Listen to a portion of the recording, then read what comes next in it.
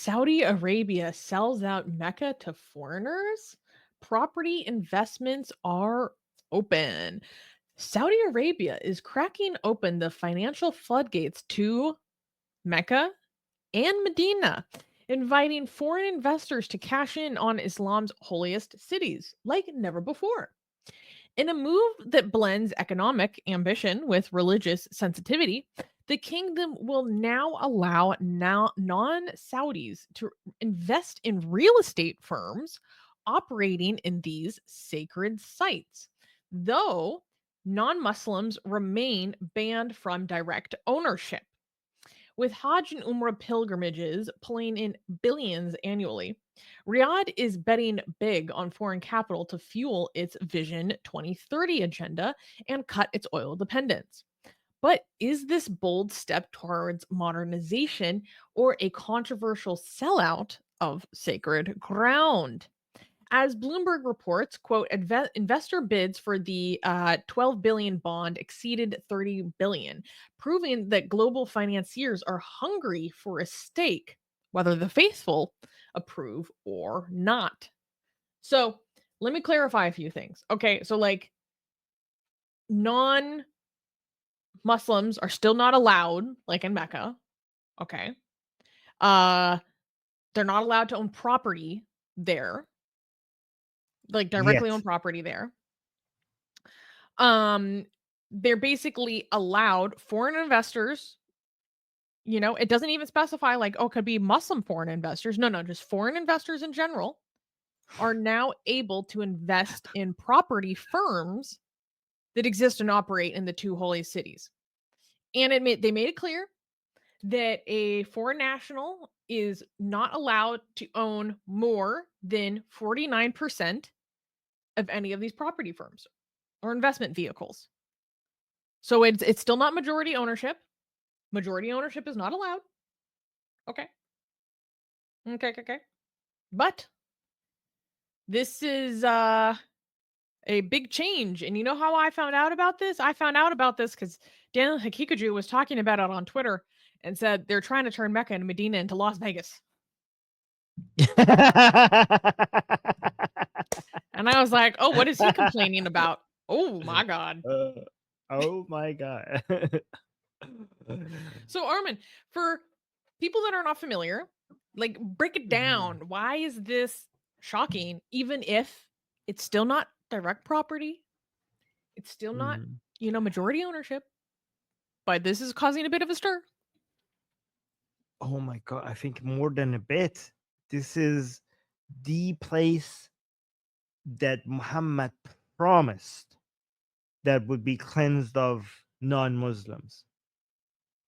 This is the reason why when you're driving towards Mecca, the highways signs tells you that if you're a non-Muslim, you cannot go, you have to take the exit because you're getting too close to Mecca because of Muhammad's promise on his deathbed that this I would rid this land of basically Christians and Jews and everyone else. Like they would not be here, right?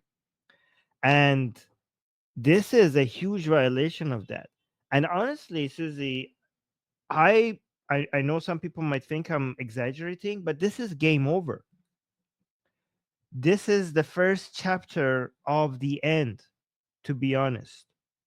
The greatest tool to we have against ideologies is the market. Nothing nothing will be able to stand in front of the power of the market. Look, you're not And lying. right, liberalism, one of the most powerful weapons that liberalism has is capitalism. And Islam has no shot against this. This is basically opening the door to a force that nothing, including Islam, cannot stand in front of. They are going to get crushed by this slowly and slowly. I promised you guys that we will see one day. I don't know if on our in our lifetime or not, but we will have a gay pride parade around the Kaaba. You'd see those black drapes around the Kaaba. It will one day, those drapes will one day be, I mean, I don't know anymore if we would want, but it will be the rainbow. the rainbow drapes around the Kaaba at some point. Once we fix the LGBT movements from what it's becoming right now, but what it goes back to the liberal values that it was once advocating for, we will also take over the Kaaba. Yeah, maybe we will have a rave or something, right?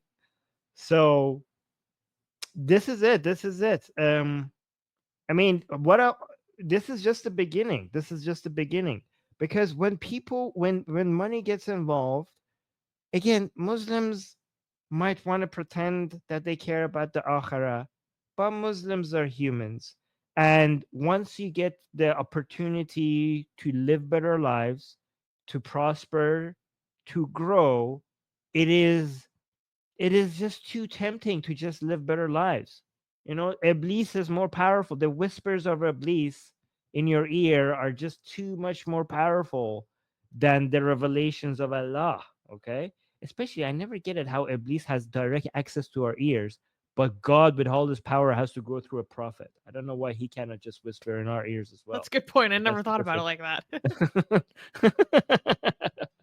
Yes, yes. So yeah, you know, once people start, so this is the beginning, and once start people making money off of it, once there's businesses established based on this now availability of this, then they are going to, those businesses are now going to see other opportunities there, that regulations eventually will bend the knee to what is required for the market to grow. So if there are other barriers for investment, eventually give it enough time, those barriers, those Islamic barriers will also be removed at some point. You just have to give it enough time. I don't know how much time, but this is just the beginning of the end, in my opinion. Oh, and if people don't understand, it's this type of stuff, which is why Islamists, like the British Islamists we were talking about earlier in the stream, like absolutely despise the Saudi government. Like, I don't Yes. know if people understand the anti-Saudi sentiment that exists in the broader global Muslim community. I mean, Armin could speak to that better, but um, I feel Yeah, I like mean, people are gonna and freak that's out. what that helps us. That's what that helps us, okay? Because the Islamic community hates Mohammed bin Salman so much, and the more they hate him, the more they express their hate for him from him, and whatever the whole Saudi people are doing, um, and the more they are called Zionists, the more these people are going to get frustrated with them, and the more they're going to be encouraged to just run towards the other side, because the experience these people are having with the Islamic community is not an experience that suggests that if they change their way, they will be forgiven and accept them back. So you already have lost them forever. So instead of appeasing them, they're going to be like, okay, why do I not just double my speed running in the other direction? Okay. I mean, that makes only sense. I mean, Mohammed bin Salman just officially told the United States foreign minister back then, during Biden's administration, that yeah, we don't give a shit about the Palestinian cause. Like, he actually, well, he didn't say it exactly like that, but he mentioned that this is not an issue for them, right? I mean, the only reason why they pretend like they care about it is because they don't want an Islamic revolution happening in Saudi Arabia, right? And again, this is, they're not doing this because these are good people, just to be honest. This is happening because of green energy. Like, this is why solar energy, nuclear fusion, maybe one day, I don't know, this is basically going to help us out so much, because these people, if they don't adapt to the new modern reality of the, of how the economies of the future is going to work, Saudi Arabia is just going to go bankrupt immediately. This is not out of sympathy for people. This is out of desperation, because they have seen the writing on the wall, and they're like, yeah, this is like our economy. 80% of their government's budget is based on oil sales. I mean, look at how fast solar panels prices are dropping. Like, they have faster than anybody could anticipate. If we keep going like this, oil prices are going to just drop like a rock. And I don't know what Saudi Arabia is going to do back if this whole vision 2030 is a desperation for surviving, for just remaining relevant. I mean, if these people, if they cannot find a way to survive economically, there are enough people in Saudi Arabia that would want to chew these people, like chew their neck out. Like, so they're very, very afraid, and they need to diversify their economy out of fossil fuels immediately, like yesterday. And it's not happening as fast as they want. So this is out of desperation, but it's working in our favor. It's working in our favor. This is the beginning of the end. Do you think there will be a breaking point for the domestic population though? Because I see a lot of dissatisfaction online. I mean, I either mean, I way, don't it know works how in our reflective favor. it is, but Yeah, I mean, Islamically. I mean, I don't want this stability, so I hope they manage to figure it out. But either way, this is like Islam. This is like I'm sure looking back 50 years from now, almost sure that we're gonna be like, yep, these were the days that was the end of all of this nonsense was starting. But Mazak, you have no idea what you're talking about. Mazak is saying solar stuff doesn't work, bro. You have absolutely no idea what you're talking about. You have no idea what you're talking about. Solar is the advancements in solar technology is surprising even the most optimistic people. So I don't know what you're talking I'm a about. sim for nuclear though. Yeah, me too. I mean, I like all of them. Nuclear Anything simp. that is not uh, yeah, I'm also hopeful. I don't know about how optimistic we need to be about fusion, but if fusion eventually works, then that's the end of it. Then energy will the price of energy is going to be it's going to be like so cheap.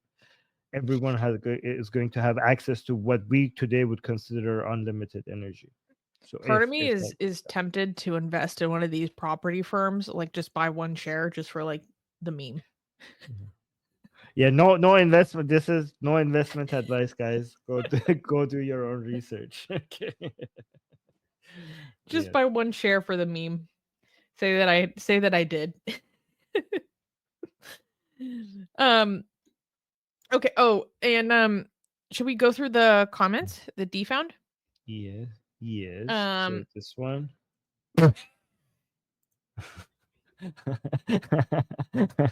so an American first nationalist, okay, so I'm getting immediate anti-Semitism vibes. Saying guess who will buy it? Jewish investor. I mean, he's not wrong because at the end of the day, the world's largest companies have major Jewish investors. And this is going to be fantastic for us because whatever company is going to be involved in these investments, these anti-Zionist idiots are going to be able to draw a link between the money that is coming in and Jewish people. And they're like, Zionists are now own our holiest sites.